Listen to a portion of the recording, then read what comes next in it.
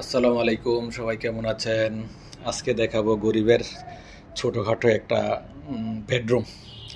তো আসলে আমার বেডরুমটা আমি কিভাবে সাজালাম বা বেডরুমে কি কি রাখলাম সেটাই আজকে আপনাদেরকে দেখানোর চেষ্টা করব। আর কেমন হলো সাজানোটা বা গুছানোটা সেটা অবশ্যই কমেন্ট বক্সে একটু কষ্ট করে লিখে যাবেন। তো আমার যেহেতু আসলে এই বাসাটা সরকারি বাসা, সরকারি কোয়ার্টার, আর উপরে কিন্তু টিন, মানে সাইডে হচ্ছে ওয়াল, এ হচ্ছে সাইডে ওয়াল আর উপরে হচ্ছে টিন। তা এখন টিনটা না দেখাই, টিনের বাসা তো বোঝেন, টিন শেড বাসা, যেটা সহজ বাসা যদি বলি, গ্রামে যে টিন শেড বিল্ডিংগুলো হয় এরকম টিন শেড। তো তা আমার এই রুমে আসলে বেশি কিছু রাখতে পারি না, রুমটা খুবই ছোট, 12 বাই 11 ফিট আর কি, ছোটোখাটো একটা মাঝারি সাইজের একটা রুম। তো একটা খাট রাখি, যেহেতু বেডরুম অবশ্যই খাট তো থাকতেই হবে। এই হচ্ছে আমার একটা খাট, কিং সাইজের খাট, মানে 6 ফিট 7 ফিটের খাট। তো খাটটা আমি আসলে রেডিমেড কিনেছিলাম, মানে আমার পছন্দের, মোটামুটি পছন্দের ডিজাইন আর কি। তো মোটামুটি ভালো, আমার কাছে মনে হচ্ছে সেগুন কাঠের একটা খাট রেখেছি। আর এই পাশে একটা আলমারি রেখেছি, এই হচ্ছে আলমারি। সেটাও হচ্ছে প্লাইউডের, সে বোর্ডের আলমারি, 2 পাটের একটা আলমারি। আর এটা হচ্ছে 5 ডয়ারের একটা ওয়ার্ড্রপ, সেটাও সেগুন কাঠের 5 ডয়ারের একটা ওয়ার্ড্রপ। তার এই হচ্ছে আমার এক পাশের।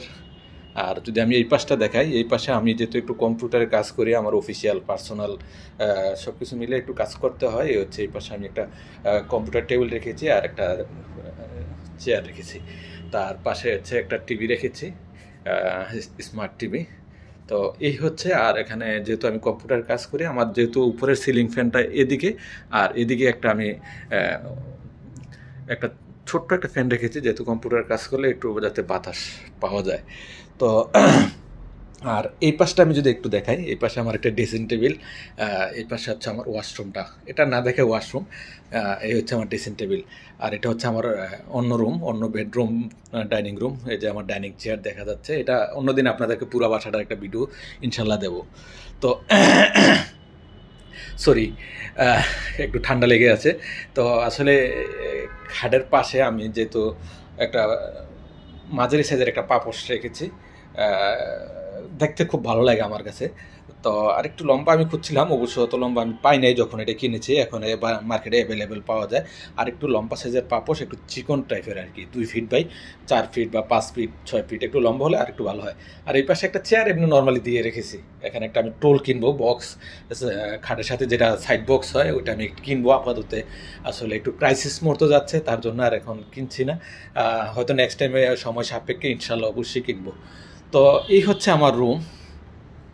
এই হচ্ছে, মনে করেন আমি এই পাশ থেকে এন্ট্রি করলাম, এন্ট্রি করে আমার প্রথমে কম্পিউটার টেবিলটা চোখে পড়বে, তারপরে হচ্ছে আমার খাটটা। আর খাটটা যদি বলি, আমার মাথার সাইড যেটা, এটা হচ্ছে আপনার উত্তর পাশ, আর যেটা পায়ের সাইড এটা হচ্ছে দক্ষিণ পাশ। আর এই ওয়ার্ড্রপটা যেদিকে, এটা হচ্ছে পশ্চিম পাশ, আর এটা হচ্ছে পূর্ব পাশ। তো এই হচ্ছে আমার বেডরুমের লোকেশান। তো কেমন করলাম বা কেমন হলো বা কেমন লাগছে আপনাদেরকে, অবশ্যই একটু কমেন্ট বক্সে লিখে যাবেন। আর যদি কোনো পরামর্শ থাকে সেটাও কমেন্ট বক্সে লিখে যাবেন, যে খাটটা এইভাবে করলে ভালো হয়, ওয়ার্ড্রপটা ওই পাশে রাখলে ভালো হয়, আলমারিটা এই সাইডে রাখলে ভালো হয়, একটু কমেন্ট করে যাবেন। আশা করি আপনাদের কথা রাখার চেষ্টা করব। আর যদি কম্পিউটার টেবিলটাও যদি অন্যদিকে, আসলে জায়গা ছোটোর কারণে একটু আসলে অনেকভাবে চাচ্ছে, অনেক দিন ধরে ঘুরে গাড়িয়ে আসলে এইভাবে একটু বেস্ট আমার কাছে মনে হচ্ছে। আর উপরে তো মশারি একটা আছে, জানেন, বেডরুমে মশারি, প্রচুর মশা, নিচতলায় প্রচুর মশা, মশারি ছাড়া আসলে ঘুমানোই যায় না। আর এই পাশে একটা পেস্ট কিলার রাখছি, মশা মোটামুটি কাজ করে, যেটা পেস্ট কিলার, মশা মরে আর কি কিছুটা, এই যে পেস্ট কিলার ইলেকট্রিক। তো এই হচ্ছে আমার বেডরুম মোটামুটি। তো আসলে কেমন হলো অবশ্যই কমেন্টে লিখে যাবেন। সবাই ভালো থাকবেন, সুস্থ থাকবেন, নিরাপদে থাকবেন। আল্লাহ হাফেজ, আসসালামু আলাইকুম।